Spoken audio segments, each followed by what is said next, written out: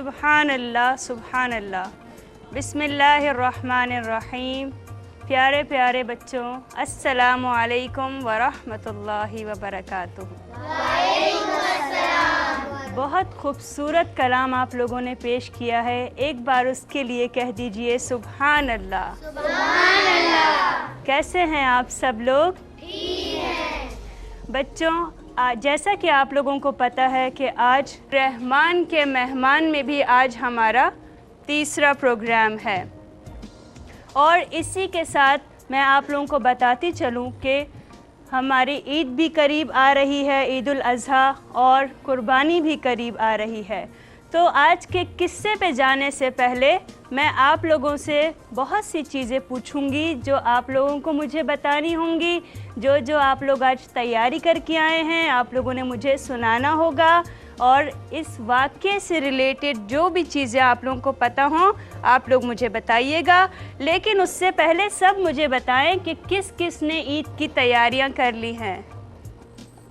سب نے کر لی ہیں، ماشاءاللہ۔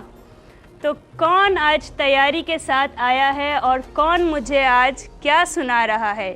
جلدی جلدی سے سنا دیجئے تاکہ ہم اپنے آج کے قصے کی طرف چلیں اور ہم پھر اس پہ آپ لوگوں سے ڈسکشن کریں گے۔ جی۔ حج اور عمرہ کرنے والے اللہ تعالیٰ کے مہمان ہوتے ہیں، اللہ تعالیٰ ہمیں بھی حج کرنے کی توفیق عطا فرمائے، آمین۔ آمین۔ سب کہہ دیجئے سبحان اللہ۔ جی، اور کون کیا سنا رہا ہے مجھے؟ جی۔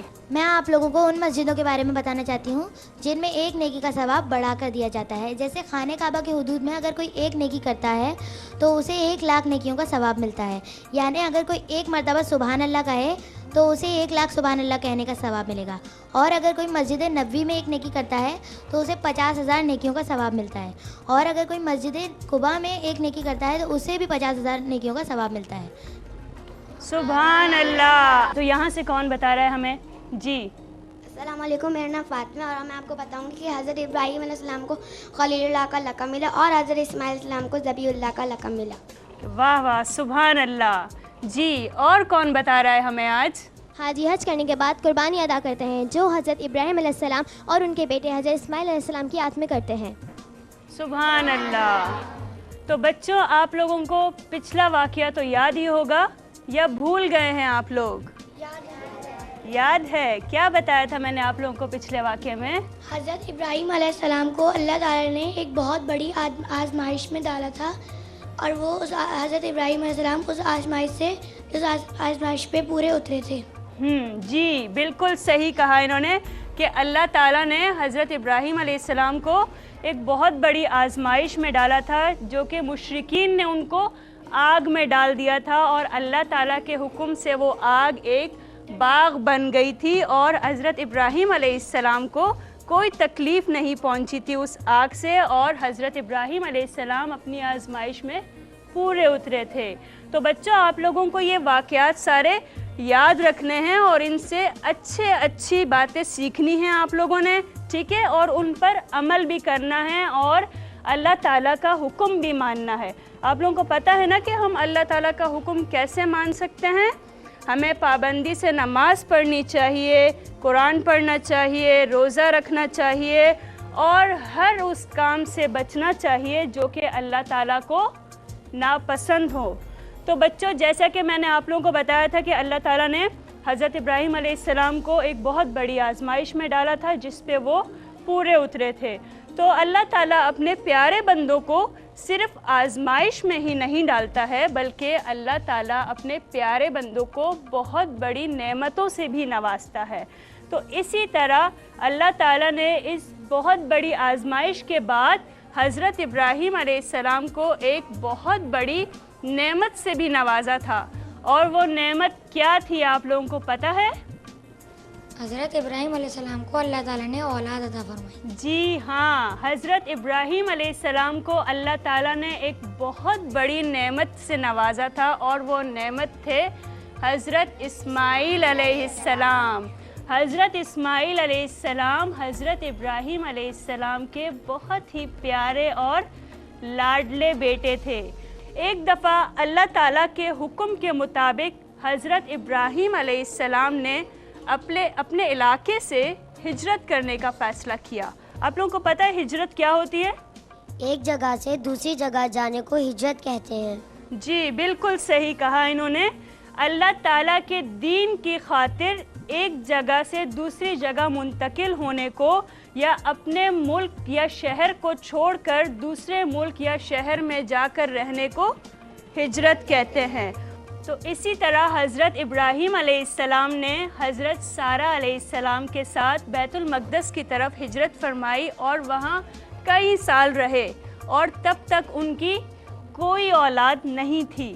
اور اس کے بعد حضرت ابراہیم علیہ السلام نے اپنی زوجہ حضرت سارہ علیہ السلام کے کہنے پر حضرت ہاجرہ رضی اللہ تعالیٰ عنہ سے شادی کی. اور پھر حضرت ابراہیم علیہ السلام نے اللہ تعالیٰ سے دعا کی کہ اے میرے رب مجھے بہت ہی نیک اور سمجھدار اور فرمانبردار بچہ عطا فرما. اور جیسے کہ آپ لوگوں کو پتہ ہے کہ حضرت ابراہیم علیہ السلام اللہ تعالیٰ کے بہت ہی پیارے نبی تھے, تو اللہ تعالیٰ نے ان کی دعا قبول فرمائی اور ان کو ایک بہت ہی نیک فرمانبردار سمجھدار بیٹا عطا فرمایا, اور وہ تھے حضرت اسماعیل علیہ السلام جو کہ حضرت ہاجرہ کے بیٹے تھے. تو دیکھا آپ نے بیٹا کہ اللہ تعالیٰ اپنے بندوں کو نعمتوں سے بھی نوازتا ہے اپنی آزمائشوں کے بعد.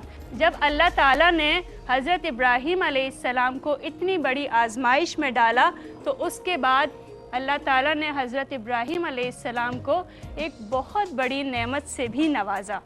تو بچوں اس کے بعد حضرت ابراہیم علیہ السلام نے جو ہے وہ اللہ تعالیٰ کے شکر ادا کرنے کے لیے سجدے میں گر پڑے, اور حضرت اسماعیل کی پیدائش کے ساتھ ساتھ اللہ تعالیٰ نے حضرت ابراہیم علیہ السلام کو ان کے دوسرے بیٹے حضرت اسحاق علیہ السلام کی پیدائش کی خوشخبری بھی سنائی.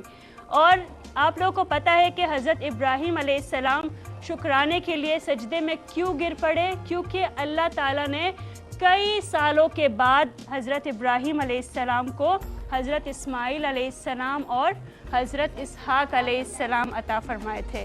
تو اسی طرح حضرت ابراہیم علیہ السلام نے اللہ تعالیٰ کا بہت بہت شکر ادا کیا اور سجدے میں گر پڑے. تو بچوں جب اللہ تعالیٰ ہمیں کسی نعمت سے نوازتا ہے تو ہمیں اللہ تعالیٰ کا شکر ضرور ادا کرنا چاہیے.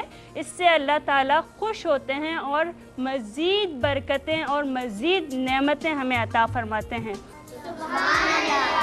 اور اسی طرح اللہ تعالیٰ نے جو ہے وہ حضرت ابراہیم علیہ السلام پر مزید نعمتیں عطا کی, اور اللہ تعالیٰ نے ان پر مزید یہ احسان کیا اور کہا کہ میں حضرت اسماعیل علیہ السلام پر مزید برکتیں نازل فرماؤں گا. اور اسی طرح اللہ تعالیٰ نے ان کو جو ہے وہ نبوت عطا فرمائی اور انہیں دنیا کے سامنے عزت والا بنایا.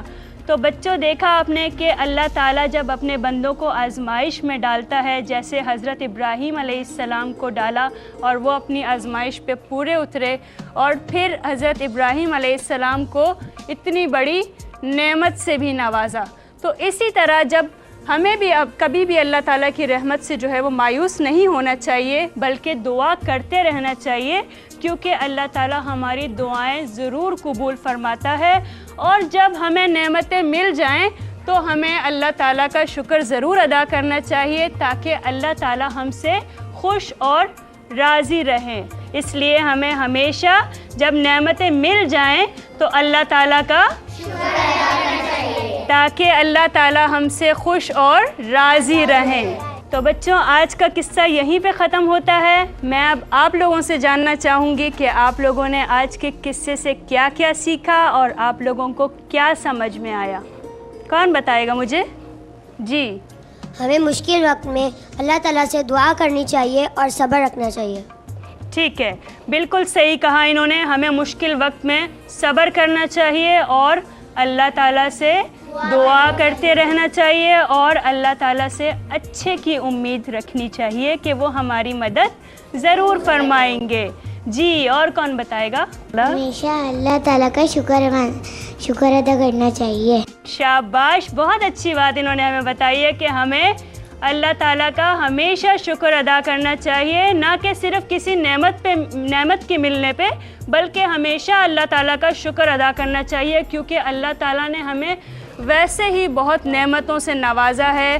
ہماری آنکھ، ناک، کان، منہ، ہم جو سلامت ہیں ہاتھوں پیروں سے، یہ سب چیزیں اللہ تعالیٰ کی نعمتیں ہیں نا. تو ہمیں ہر حال میں اللہ تعالیٰ کا شکر ادا کرنا چاہیے اور کبھی بھی اللہ تعالیٰ کی رحمت سے مایوس نہیں ہونا چاہیے. جی بچوں، تو اور آج ہمیں کون سنا رہا ہے کچھ؟ جی کیا سنائیں گے آپ ہمیں؟ میں آپ کو حج کی فضیلت بتانا چاہتا ہوں. ارکان اسلامی میں حج اسلام کا 5واں رکن ہے. شریعت میں اس سے مراد مقرر دنوں میں مخصوص عبادات کے ساتھ اللہ تعالیٰ کے گھر کی زیارت کرنا ہے. سبحان اللہ. جی اور کون بتانا چاہے گا ہمیں؟ جی کیا بتانا چاہتی ہیں آپ؟ میں آپ کو حجر اسود کے بارے میں بتانا چاہوں گی. حجر اسود جنت کا ایک پتھر ہے جو خانہ کعبہ میں نصب ہے. حدیث مبارکہ میں حضرت عباس رضی اللہ عنہ سے مروی ہے کہ حضور اکرم صلی اللہ علیہ وسلم نے فرمایا، حجر اسود جنت سے اترا تو دودھ سے بھی زیادہ سفید تھا. ابن آدم کے گناہوں نے اسے سیاہ کر دیا. سبحان اللہ. اور حجر اسود خانہ کعبہ کے طواف کے شروع کرنے اور ختم کرنے کے لیے ایک نشان کا کام بھی دیتا ہے. سبحان اللہ. سبحان اللہ. بہت خوبصورت بات بتائی ہے انہوں نے ہمیں حجر اسود کے بارے میں. جی تو اور کون بتائے گا ہمیں؟ جی میں نام ہے واقعہ 3 جمعرات پر کنکر یا مارنے کو رمی کہتے ہیں، جو حضرت ابراہیم علیہ السلام کی یاد میں کی جاتی ہے. جب شیطان 3 مرتبہ ظاہر ہوا تھا حضرت ابراہیم علیہ السلام کے سامنے اور ان کے اپنے بیٹے حضرت اسماعیل علیہ السلام کی قربانی کرنے سے منع کر رہا تھا، تو حضرت ابراہیم علیہ السلام نے شیطان کو کنکریاں ماری تو وہ غائب ہو گیا. سبحان اللہ. سبحان اللہ.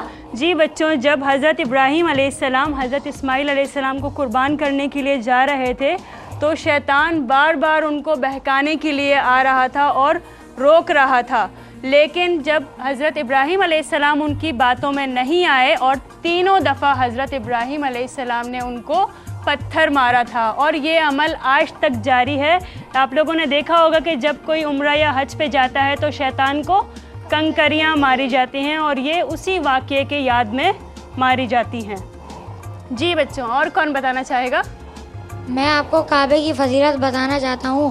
حضرت ابو ہریرہ رضی اللہ تعالیٰ عنہ سے مروی ہے کہ حضور نبی کریم صلی اللہ علیہ وآلہ وسلم نے فرمایا، جس نے بیت اللہ کی زیارت کی اور اس کے بعد یہاں فساد، جھگڑا اور بدزبانی نہ کیا تو وہ گناہوں سے اس طرح پاک ہو جاتا ہے جیسے ماں کے پیٹ سے گناہ سے پاک پیدا ہوا تھا.